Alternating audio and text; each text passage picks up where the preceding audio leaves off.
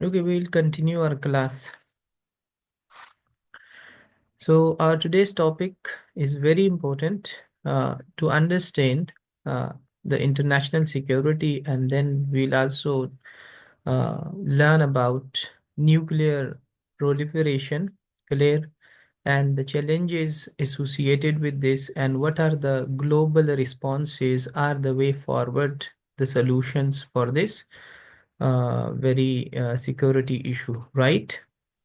अब आप लोगों ने देखा है कि जब हिरोशिमा पर एक एक बॉम्ब गिराया गया अगस्त 1945 को, तो उसमें तकरीबन 1 लाख लोग मर गए। ठीक है। और उसके 3 दिन बाद नागासाकी पर एक और बॉम्ब गिराया गया, जिसमें तकरीबन 80,000 के लोग अ, मर गए। ठीक है। और ये इतना ख़तरनाक और इनडिस्क्रिमिनेट कत्लेआम कह ले कि उसके बाद जो है पूरी दुनिया ने देखा कि ना अमेरिका ने और ना ही किसी और मुल्क ने न्यूक्लियर जो है इस्तेमाल किया। सही। तो इसका मतलब ये है कि ये एक बहुत खतरनाक किस्म का अटैक होता है जब कोई मुल्क ये इस्तेमाल करता है। सही है। तारीख में पहली दफा अमेरिका ने इस्तेमाल किया 1945 में, और हिरोशिमा नागासाकी के ऊपर। और फिर इतना खतरनाक, इतना दर्दनाक कि लाखों लोग एक ही झटके में मर गए, कि उसके बाद इसका इस्तेमाल ही नहीं हुआ, ना अमेरिका ने किया ना किसी और मुल्क ने किया। तो अगर इस चीज को देखा जाए तो हम इसकी सिवेरिटी जो है और जिस शख्स ने बनाया ओपनहेमर, जिस पर मूवी भी अब बन चुकी है, उसने भी अपनी जो लेगेसी जो उसने छोड़ी थी उस पर रिग्रेट किया, निदामत की कि ये बहुत बहुत बहुत बड़ी गलती मैंने की, न्यूक्लियर बनाकर अमेरिका को देकर। ठीक है। क्योंकि अब ये जो है न्यूक्लियर जंग जो है, इसका मतलब ये है कि दुनिया का खात्मा। This is something that can destroy the whole humanity, that can destroy the whole world. ठीक है। और कार्ल सागान भी इस बारे में कहता है कि न्यूक्लियर आर्म रेस जो दुनिया में चल रहा है, कि अमेरिका ने बनाया, फिर यूके ने, फ्रांस ने, रशिया ने, चाइना ने, इजराइल ने, फिर जब इंडिया ने बनाया तो पाकिस्तान ने भी कहा कि अब मैं भी घास खाऊंगा लेकिन ये बनाऊंगा। अब ईरान जो है इस जस्तजू में लगा हुआ है। ठीक है। कि मैं भी बनाकर इसका एक कामयाब तजर्बा करके मैं भी करूँ। नॉर्थ कोरिया हो गया।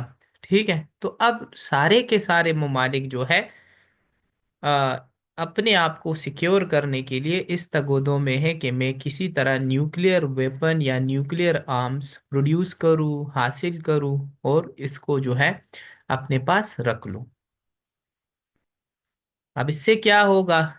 कार्ल सागान इसके बारे में क्या क्या कहता है? वो कहता है कि ये एक ऐसा रेस है, इसकी मिसाल ये है कि two man are sitting in a pool of gasoline. क्या आप पेट्रोल के किसी तालाब में बैठे हुए हो, और एक शख्स के पास 3 मैचेस हो और दूसरे के पास 5 हो, लेकिन है तो गैसोलीन ना। अगर एक के पास एक हो, दूसरे के पास 10 मैचेस हो, लेकिन आग जिधर भी लगी आप भी जलोगे। इसी तरह न्यूक्लियर वेपन दुनिया में अगर ये बढ़ता जाता है, बढ़ता जाता है, तो फिर जंग जिधर भी होगी, तो जिनके पास नहीं भी है, जो नहीं भी लड़ रहा, वो भी इसमें आएगा और वो भी जलकर मरेगा। एक सर्वे के मुताबिक कहा जा रहा है कि अगर पाकिस्तान और इंडिया, जो कि आबादी के लिहाज से बहुत, दोनों बहुत बड़े ममालिक हैं, तो अगर देखा जाए, अगर इनके दरमियान न्यूक्लियर जंग होती है, तो ये सिर्फ और सिर्फ दो मुल्कों को नहीं लेकिन पूरी दुनिया को जो है ख़त्म कर देगा। क्योंकि इससे टेम्परेचर बढ़ जाएगा, बारिशें जो है रुक जाएगी। ठीक है। और बहुत ज्यादा जिसको हम ग्लोबल वार्मिंग, पिछले हफ्ते हमने उस पर एक क्लास भी लिया था, तो वो भी बढ़ जाएगा। और जो प्रोडक्शन है गंदम वगैरह की वो खत्म हो जाएगी। तो इसका असर जो है फिर पूरी दुनिया पर 100 साल से ज्यादा तक रहेगा। तो कार्ल सागान ने जो कहा कि the nuclear arm race is like two man sitting in a pool of gasoline, one with 3 matches, the other with 5, nobody will save. ठीक है, कि कोई भी नहीं बचेगा फिर। तो यही कहानी है। अब इसके लिए दुनिया ने क्या किया? इसके लिए दुनिया ने एक बार्गेनिंग की, एक ट्रिटी बनाई। ठीक है, एक मुआहिदा किया, इसको नाम दिया एनपीटी। एनपीटी का मतलब है न्यूक्लियर नॉन प्रोलिफरेशन ट्रिटी। ये एमसीक्यूज में भी आता है, इसको आप लोग अपनी जहन में रखें। जैसे एनपीटी दिया गया है और आपसे पूछे कि इसका फुल फॉर्म क्या है, तो ये है न्यूक्लियर नॉन प्रोलिफरेशन। कुछ स्टूडेंट इसको न्यूक्लियर प्रोलिफरेशन ट्रिटी के नाम से जानते हैं। ये न्यूक्लियर नॉन प्रोलिफरेशन ट्रिटी है। ठीक है। अब इसका मकसद तो ये था कि दुनिया में जो तेजी से न्यूक्लियर वेपन्स बढ़ रहे हैं, इसको हम क्या करें? इसको हम लिमिट करें या मुकम्मल तौर पर खत्म करें। दुनिया में कुछ स्टेट्स ऐसे हैं जिसको न्यूक्लियर वेपन स्टेट्स के नाम से जाना जाता है। और ये इसमें हमारे पास वो ममालिक है जिनके पास न्यूक्लियर वेपन मौजूद है। और वो हमारे पास है US, Russia, China, UK and France. इसके बाद बाकी जितने भी है, ये 1948 की बात हो रही है, उस वक्त इंडिया और पाकिस्तान इसमें शामिल नहीं थे, अब ये भी शामिल है। तो बाकी ममालिक ने क्या किया था? ये एग्री किया था कि हम न्यूक्लियर वेपन्स डेवलप नहीं करेंगे। ठीक है, in exchange for promise of disarmament and access to peaceful nuclear technology. इससे कि ये जो पांच ममालिक हैं, ये अपना न्यूक्लियर वेपन जो है डिसआर्मामेंट की तरफ, खात्मे की तरफ जाएगा। और जो न्यूक्लियर टेक्नोलॉजी है, इसका पीसफुल यूज होगा और बाकी ममालिक को भी इस तक रसाई हासिल होगी। लेकिन हुआ ऐसा नहीं। आज भी यूएस जो है न्यूक्लियर पावर है, आज भी रशिया न्यूक्लियर पावर है, चाइना न्यूक्लियर पावर है, यूके न्यूक्लियर पावर है। तो ऐसा नहीं है कि ये इन लोगों ने डिसआर्मामेंट जो है कर लिया या एनपीटी को मनोवन तस्लीम कर लिया। So the failure of the non nuclear weapon state to pursue article 6, जिसको हम डिसआर्मामेंट का आर्टिकल भी कहते हैं, कि न्यूक्लियर वेपन दुनिया से खत्म होना चाहिए। इस पर यह क्रिटिसिज्म भी होता है कि ये लोग इसको मानते नहीं है। ठीक है। बल्कि एक और नजरिया है जिसको हम कहते हैं कि डिस्क्रिमिनेटरी रिजीम। डिस्क्रिमिनेटरी रिजीम का मतलब क्या है? ये वो स्टेट्स हैं जो दावा करते हैं कि दुनिया से न्यूक्लियर जो है ये खत्म होना चाहिए। ठीक है, मुकम्मल तौर पर इसको खत्म होना चाहिए। लेकिन ये कौन कह रहा है? ये बात वो कह रहे हैं जिसके पास न्यूक्लियर वेपन खुद है। अब अमेरिका ने खुद न्यूक्लियर वेपन बनाया, लेकिन पाकिस्तान को कहा कि आप मत बनाएं, इंडिया को कहा कि आप मत बनाएं। इसी तरह अमेरिका, रशिया, चाइना ने तो खुद जो है न्यूक्लियर वेपन हासिल कर लिया, रख लिया। लेकिन अब ईरान को कह रहे हैं कि जनाब आप लोग इसको नहीं रखोगे। तो ये डिस्क्रिमिनेशन है। ये क्या है? ये एक दोगला निजाम इन लोगों ने बनाया। लिहाजा फिर 2017 में एक और ट्रिटी हुई कि मुकम्मल तौर पर बैन कर दिया जाए, मुकम्मल तौर पर, कि जो जिनके पास न्यूक्लियर वेपन है और जिनके पास न्यूक्लियर वेपन नहीं है, इसके लिए हमने एक ट्रिटी बनाई, 2017 बैन ट्रिटी। जो कि अगेन मैं कह रहा हूं, इस पर भी अमल नहीं हुआ। और जो न्यूक्लियर वेपन स्टेट्स हैं, including Pakistan and India and Israel और अमेरिका, चाइना, यूके, फ्रांस, ठीक है, ये तमाम ममालिक इसको अपोज करते हैं। वो कह रहे हैं कि हमारे अपने सिक्योरिटी इश्यूज हैं। अब पाकिस्तान जो है अपना न्यूक्लियर प्रोग्राम तो खत्म नहीं कर सकता, हमें तो जाहिर ही बात है सिक्योरिटी इश्यूज हैं। दुनिया जो है, दुनिया तो रियलिज्म से चलती है। हकीकत पसंदाना दौर है ना, दुनिया तो इससे चलती है। तो ये सारी कहानी है इसकी। I hope you are all getting these points. अच्छा, ग्लोबल न्यूक्लियर लैंडस्केप और मॉडर्न चैलेंजेस को अगर हम देख लें थोड़ा सा, तो न्यूक्लियर मॉडर्नाइजेशन हुआ, बजाय इसके कि इंसान डिसआर्मामेंट की तरफ जाए। वक्त के साथ साथ 1968 के बाद से ये बातें हो रही है कि लोग डिसआर्मामेंट की तरफ जाएंगे, मतलब अपने आर्म्स को, अपने हथियारों को कम करेंगे, लेकिन बजाय कम करने के लोग इसको और भी मजीद जो है एडवांस बना रहे हैं टेक्नोलॉजी के जरिए। ठीक है, नए तजर्बात के जरिए। और सिपरी की एक रिपोर्ट है, वो आपको ये बताता है कि दुनिया में जो न्यूक्लियर वेपन्स का जो रेस है वो मजीद बढ़ चुका है। ठीक है, जैसे कि 3844 वारहेड्स डिप्लॉयड ग्लोबली हो चुके हैं। इसमें सबसे ज्यादा जो न्यूक्लियर वेपन्स हैं वो रशिया और अमेरिका के पास है। ठीक है, और रशिया ने टैक्टिकल न्यूक्लियर स्ट्रेटजी भी अपनाई बेलारूस में। ठीक है, और ये काम जो है प्यूटन का है, और ये भी दुनिया के लिए अब एक खतरा बन चुका है। अच्छा, हाइटन ग्लोबल रिस्क की बात जब करें, तो जाहिर बात है जब हर कोई इस रेस में लगा हुआ हो कि मेरी अपनी सिक्योरिटी है, मैंने अपनी जान बचानी है, इसलिए मैं क्या करूंगा, न्यूक्लियर वेपन हासिल करूंगा। जिसकी मिसाल आप पाकिस्तान और इंडिया ने ले ले। पाकिस्तान जो है, इंडिया ने न्यूक्लियर वेपन हासिल कर लिया 1974 में।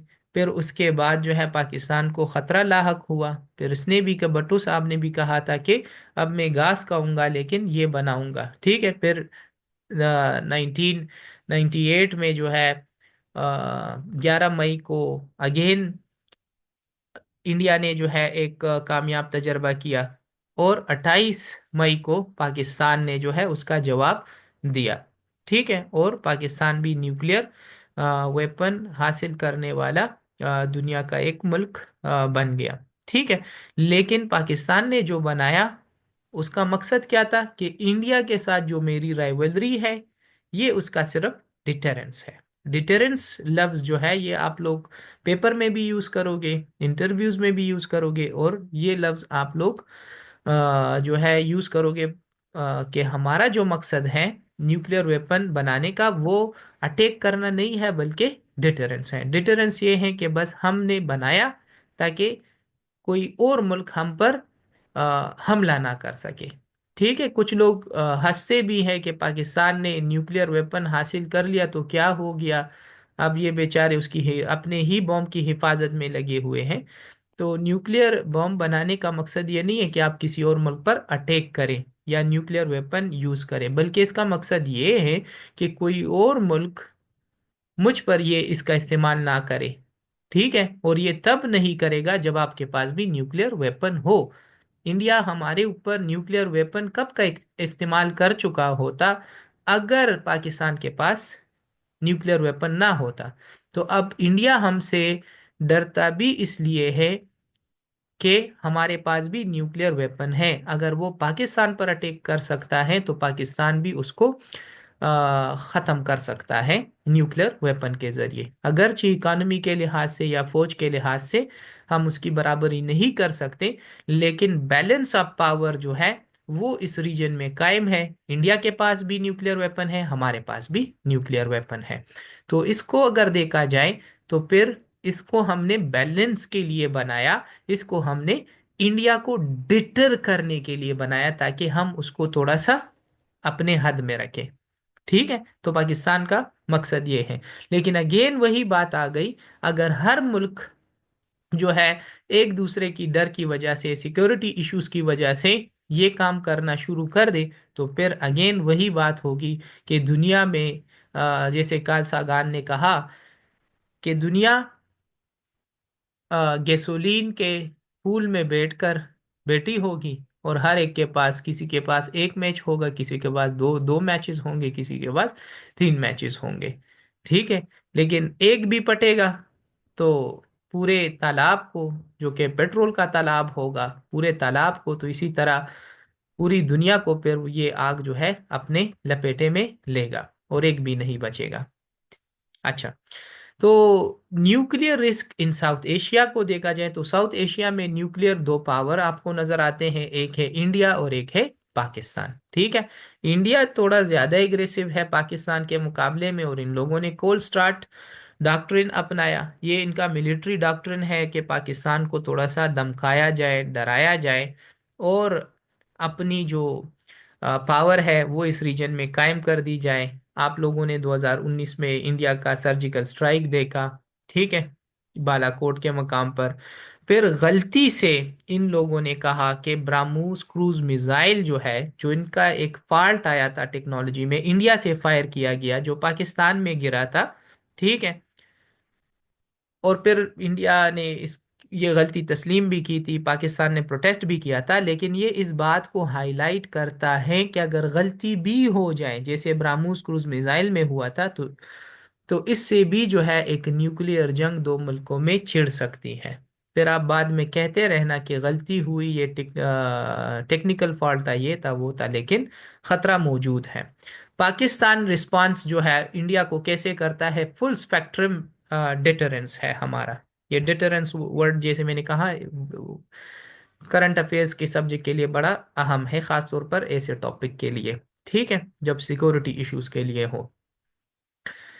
अच्छा, तो हमारा जो न्यूक्लियर वेपन है वो फुल स्पेक्ट्रम डेटरेंस, ये हमारी पॉलिसी है कि हम इंडिया को डिटर करना चाहते हैं। हम इंडिया को अपने हद में रखने के लिए हमने ये बनाया, ताकि हम इस काबिल रह सके कि अगर कभी इंडिया ने इसका इस्तेमाल किया तो हम भी इसका इस्तेमाल करेंगे। ठीक है, और हमारी जो पॉलिसी है, नो फर्स्ट यूज पॉलिसी है। हमारी कौन सी पॉलिसी है? नो फर्स्ट यूज पॉलिसी, कि हम इसका इस्तेमाल कम से कम पहले पाकिस्तान इसका इस्तेमाल नहीं करेगा इंडिया के खिलाफ, अगर इंडिया ने किया फिर हम करेंगे। ठीक है, ये हमारी पॉलिसी है। लेकिन इंडिया की ये पॉलिसी नहीं है, उसमें इम्बिग्विटी है। इंडिया ये कभी भी नहीं कहता कि चलो पाकिस्तान जो है इस्तेमाल करे तब मैं करूंगा। अगरचे होना है, यही पॉलिसी सबके लिए होनी चाहिए, लेकिन उसका जो टोन है वो बड़ा ज्यादा खतरनाक है। और पाकिस्तान उसका जवाब खैर वक्तन फवक्तन देता भी है, राइटर्स भी लिखते हैं कि मजाक में भी ये बातें नहीं करनी चाहिए। ठीक है, एक दफा इंडिया के जो है कहा भी था कि हम न्यूक्लियर वेपन जो है इस्तेमाल कर सकते हैं पाकिस्तान के खिलाफ। तो उस दिन जो है फिर उनके जितने भी पार्लियामेंटेरियंस थे, ये 2019 की बात है, तो वो बैठे मीटिंग की पार्लियामेंट में, और फिर कहा कि ऐसे बयानात नहीं करने चाहिए। और साथ में इन लोगों को जो है अरबों रुपए का नुकसान भी हुआ था, क्योंकि जितने भी फ्लाइट्स थे वो भी मंसूख हो गए थे, क्योंकि उन पूरी दुनिया को डर लग गया कि अगर इंडिया ने हमला कर दिया तो जाहिर ही बात है पाकिस्तान भी हमला करेगा, और अगर पाकिस्तान ने भी हमला कर दिया तो एक न्यूक्लियर वार होगा इंडिया और पाकिस्तान के दरमियान, और फिर कोई भी नहीं बचेगा। तो इंडिया को एक बयान की वजह से, अगरचे वो इतना सीरियस बना बयान नहीं था इतना, लेकिन उस एक बयान की वजह से अरबों डॉलर का तकरीबन नुकसान हुआ था। एनी हाउ, ये कोई भी मुल्क इसको जो है ऐसे अल्फाज यूज करना नहीं चाहता कि मैं इसके खिलाफ ये करूंगा उसके खिलाफ, क्योंकि उसकी अपनी इकोनॉमी भी खराब होती है, दूसरे की इकोनॉमी भी खराब होती है, लोगों के अंदर डर भी बैठ जाता है, वगैरह वगैरह। ठीक है, तो ये सारी बातें होती हैं इसमें। अच्छा, चैलेंजेस क्या है? चैलेंज लेक ऑफ डिसआर्मामेंट, कि हम क्या करें, डिसआर्मामेंट करना चाहते हैं, इसके लिए हमने न्यूक्लियर नन प्रोलिफरेशन ट्रिटी बी के कमिटमेंट्स दे दिए, लेकिन हम क्या करते हैं, इसको रेटिफाई नहीं करते। कम से कम पाकिस्तान और इंडिया और ये लोग इसको रेटिफाई नहीं कर रहे, एक डर की वजह से। ठीक है, फिर हमारे पास है कि टेक्नोलॉजिकल एडवांसमेंट्स हो रहे हैं। अगरचे दुनिया कह रही कि मजीद हथियार मत बनाओ, मजीद न्यूक्लियर वेपन मत बनाओ, मजीद लीथल जो ऑटोमेटिक वेपन्स है लॉ LAW, लीथल ऑटोमेटिक जो वेपन्स है, ये मत बनाओ। लेकिन दुनिया बना रही है, चाइना, अमेरिका, सारे पेरिस है इसमें। तो अब बजाय इसके कि दुनिया जो है न्यूक्लियर नन प्रोलिफरेशन ट्रिटी पर अमल करें, इनका जो हथियार है वो बढ़ता जा रहा है। ठीक है, साउथ एशिया को ले लें, तो साउथ एशिया में जो है फिर पाकिस्तान और इंडिया के दरमियान ये हो ही नहीं सकता कि ये दोनों अपने न्यूक्लियर वेपन्स या जो आर्म रेस है उसमें कमी ले आए, बल्कि बढ़ते जा रहे हैं। और एक जो है ग्लोबल इनेक्शन है कि पूरी दुनिया जो है बातें तो करती है, मैकेनिज्म बनाती है, लेकिन इसको इन्फोर्स कौन करेगा, कॉन्फिडेंस बिल्डिंग मेजर्स कौन ले आएगा, ये पॉसिबल ही नहीं है। अच्छा, इसका हल फिर क्या हो सकता है कि हम न्यूक्लियर डिसआर्मामेंट की तरफ जाएं, दुनिया को बचाएं, दुनिया को सेफ सिटी बनाएं। ये कैसे मुमकिन है? तो ग्लोबल इनिशिएटिव फॉर डिसआर्मामेंट जो है ये होने चाहिए, जो NWS है, जैसे कि न्यूक्लियर वेपन स्टेट है, they must renew commitments to disarmament as per NPT article 6, कि जो आर्टिकल 6 ने कहा डिसआर्मामेंट का, उस पर मनवन अमल करना चाहिए। और इसकी मिसाल आप जो है स्टार्ट की जो ट्रिटी है US और रशिया के दरमियान, इन लोगों ने कहा था कि हम आर्म्स रेस को क्या करेंगे, रिड्यूस करेंगे, और फिर इन लोगों ने किया भी। तो ऐसे ट्रिटीज जो है बार बार होनी चाहिए, एक्सटेंड होनी चाहिए, और री इन्विगोरेट भी होनी चाहिए वक्त के साथ साथ। अच्छा, रीजनल स्टेबिलिटी जो है ये लाजमी है। आप डायलॉग जो है लेकर आए। न्यूक्लियर वेपन इसको कहते हैं कि ये एक पॉलिटिकल वेपन है, कि आप अपनी हिफाजत के लिए इस्तेमाल करते हैं, किसी को डराने धमकाने अटैक के लिए नहीं करते। तो ये तो अच्छा इस्तेमाल हो गया। लेकिन जरूरी नहीं है कि आप जो है राइवलरी खत्म करें और न्यूक्लियर वेपन से करें। आप बैलेंस ले आए और न्यूक्लियर वेपन से लाए। डिप्लोमेसी भी तो कोई चीज है, फॉरेन पॉलिसी भी तो कोई चीज है, डायलॉग भी तो कोई चीज है, कॉन्फिडेंस बिल्डिंग मेजर्स भी तो कोई चीज है। ठीक है, इनको अपनाए।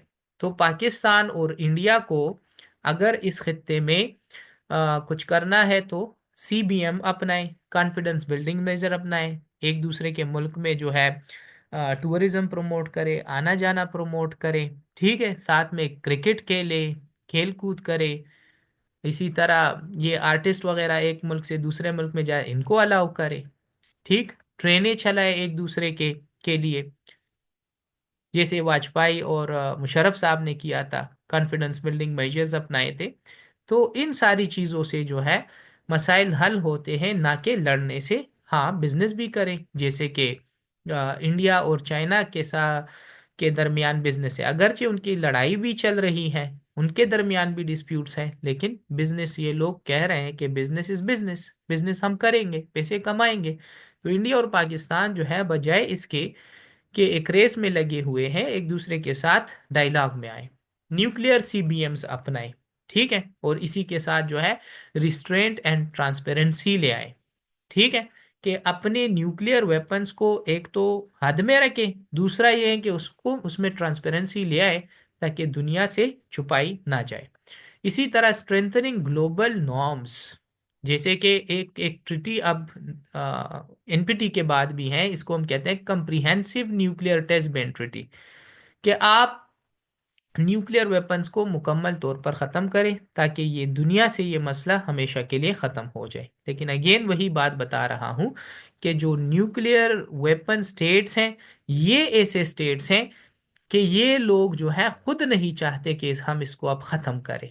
अब अमेरिका दूसरों को तो बताता है कि आप अपने वेपन्स या न्यूक्लियर वेपन्स ना बनाए, जैसे ईरान पर पाबंदी लगा रहा है, जैसे उसने पाकिस्तान पर पाबंदियां लगाई थी 1998 में। लेकिन फिर हुआ क्या, खुद जो है मजीद बढ़ा रहा है। तो ये इसको हम फिर डिस्क्रिमिनेटरी रिजीम कहते हैं, और ये नहीं होना चाहिए। तो शुरुआत करें, चैरिटी बिगिंस एट होम, अपने आप से करें। तमाम ममालिक, सिर्फ अमेरिका नहीं। प्रिवेंटिंग टेक्नोलॉजिकल आर्म्स रेस, के जो टेक्नोलॉजिकल आर्म्स रेस हैं इसको ख़त्म होना चाहिए। और साथ में जो न्यूक्लियर टेक्नोलॉजी है, उसको एनर्जी के लिए, जो दुनिया को एनर्जी क्राइसिस है, तो इन जैसे चीज़ों के लिए इस्तेमाल करें, जिससे दुनिया को फ़ायदा हो, इंसानियत को फ़ायदा हो।